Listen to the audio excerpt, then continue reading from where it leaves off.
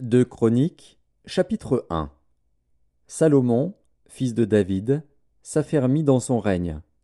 L'Éternel, son Dieu, fut avec lui, et l'éleva à un haut degré.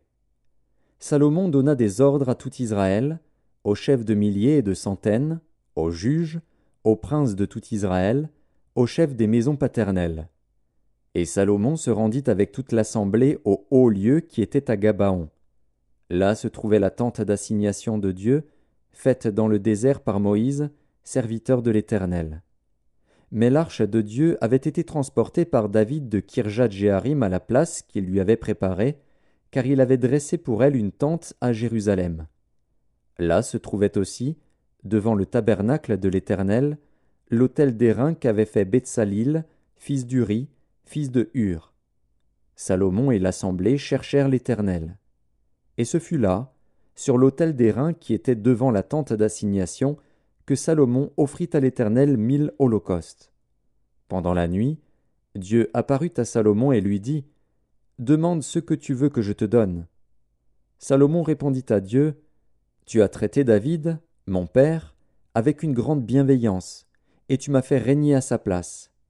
Maintenant, Éternel Dieu, que ta promesse à David, mon père, s'accomplisse, puisque tu m'as fait régner sur un peuple nombreux comme la poussière de la terre.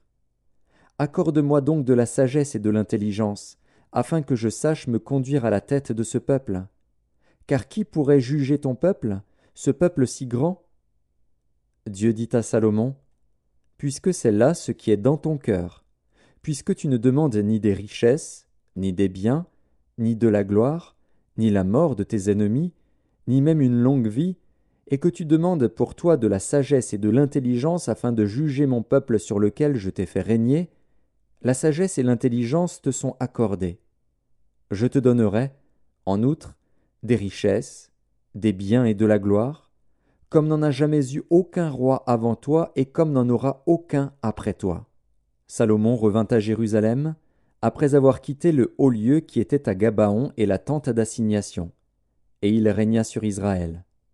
Salomon rassembla des chars et de la cavalerie. Il avait 1400 chars et 12 000 cavaliers, qu'il plaça dans les villes où il tenait ses chars et à Jérusalem près du roi. Le roi rendit l'argent et l'or aussi communs à Jérusalem que les pierres, et les cèdres aussi communs que les sycomores qui croissent dans la plaine. C'était de l'Égypte que Salomon tirait ses chevaux.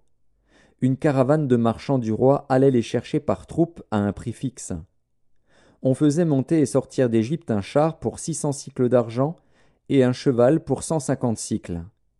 Ils en amenaient de même avec eux pour tous les rois des Hétiens et pour les rois de Syrie.